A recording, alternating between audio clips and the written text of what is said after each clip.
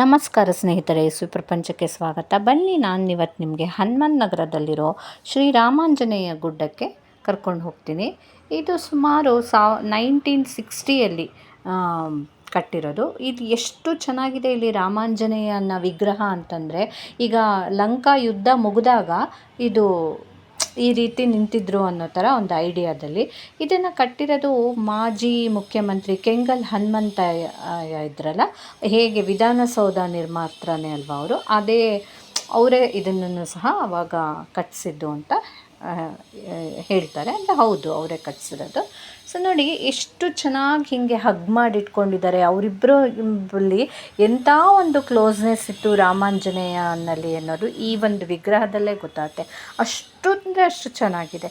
ಮೇಲ್ಗಡೆ ಇಲ್ಲಿ ಟೆಂಪಲ್ ಒಳಗೆ ನಮಗೆ ಆಂಜನೇಯನ ವಿಗ್ರಹ ದೊಡ್ಡದು ಒಂದು ಭವ್ಯವಾದ ವಿಗ್ರಹ ಇದೆ.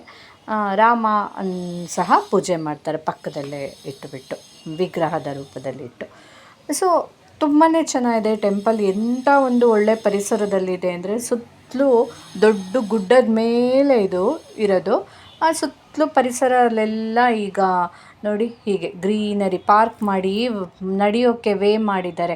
ಒಂದು 4-5 ರೌಂಡ್ ಹಾಕಿಬಿಟ್ರೆ ಸಾಕು, ಅಷ್ಟು ಚೆನ್ನಾಗಿ ವಾಕ್ ಆಗಿಬಿಡುತ್ತೆ.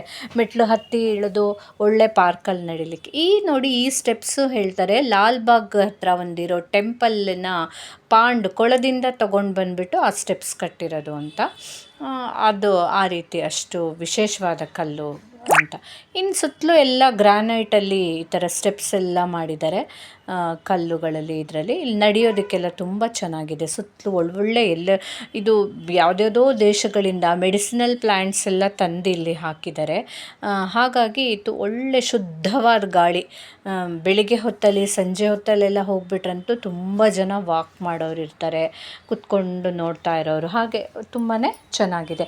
ಇಲ್ಲಿ ಮಂಟಪ ಒಂದು ಇದೆ, ಅಲ್ಲಿ ನೋಡಿ ಈ ಸೈಡ್ ಬರುತ್ತೆ.